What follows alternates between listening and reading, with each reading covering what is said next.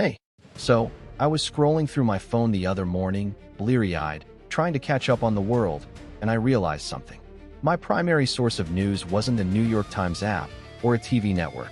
It was my Substack inbox. A dozen newsletters from journalists, thinkers, even sitting politicians, all laying out their version of events directly to me. And for a second, I felt informed, connected. Then the engineer in me kicked in. I thought, wait, this isn't just a new media model. This is a new political circuit, one that's quietly rewiring how power communicates and who it answers to. Welcome back. I'm Ibnul J. Farabi, and this is the Unraveling Thread. Today, we're pulling on a thread that starts in your email and ends in the halls of power.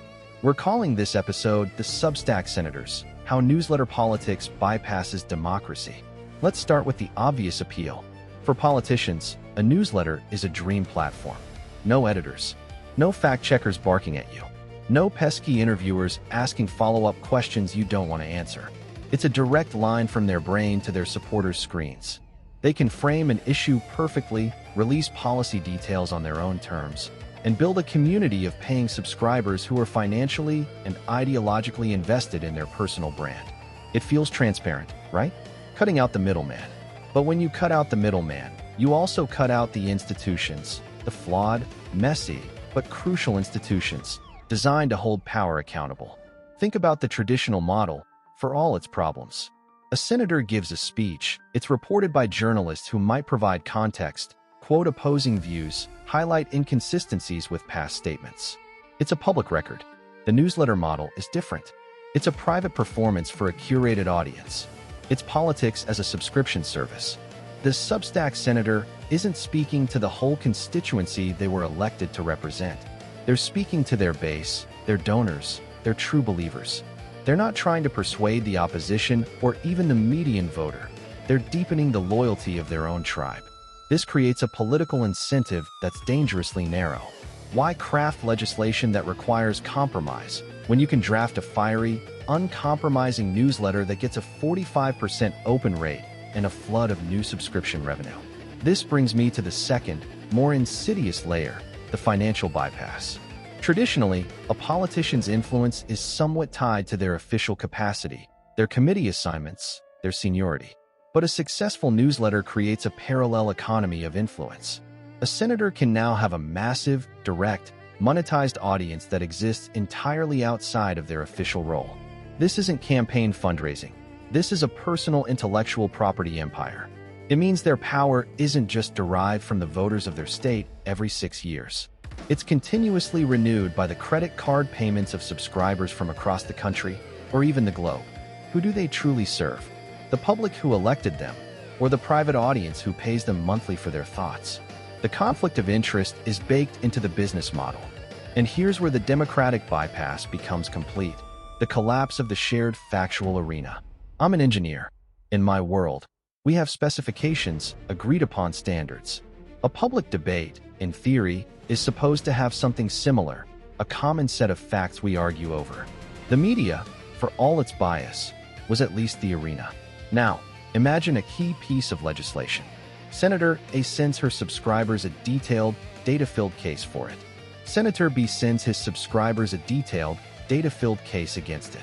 But these arguments never actually meet. They exist in separate, sealed, paid-for universes.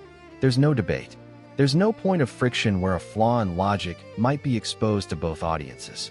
Each side simply gets a more polished, more convincing version of what they already believe. The public square splinters into a million private, high-end clubs. And when we no longer even agree on what we're disagreeing about, democracy doesn't just get harder. It becomes functionally impossible. I think about this from my own perspective, as someone who left Bangladesh to build a life here. The American democratic experiment, for all its flaws, was always sold as this grand, messy, public conversation. You could stand on a soapbox, you could write to your newspaper, your representative had to face you in a town hall, an imperfect but tangible connection. This new model feels different. It feels sleek, efficient, and profoundly isolating. It turns political engagement into another consumer choice, like selecting a podcast. You subscribe to the worldview that fits you best. It's politics optimized for engagement metrics, not for civic health. So what do? Do we ban politicians from writing? Of course not. The genie isn't going back in the bottle. The call to action here isn't a simple one. It's a shift in our own awareness. First, we have to be brutally honest about what these newsletters are. They are not journalism. They are not official bulletins. They are political performances, fundraising tools, and community-building exercises, all in one. Second, we must actively seek out friction. If you subscribe to a newsletter from a thinker you admire on one side, find a serious one from the other side and read it. Not to hate read, but to understand the architecture of the opposing argument. Force that collision of ideas in your own mind, since the public sphere is failing to do it. And finally, we must remember that the currency of democracy is not the subscription fee, but the vote. We have to constantly ask ourselves, is this person speaking to all of us, or just to the part of us that already agrees? The unraveling thread here is the very idea of a common public.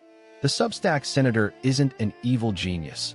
They're just a rational actor in a system we've allowed to become personalized, monetized, and siloed.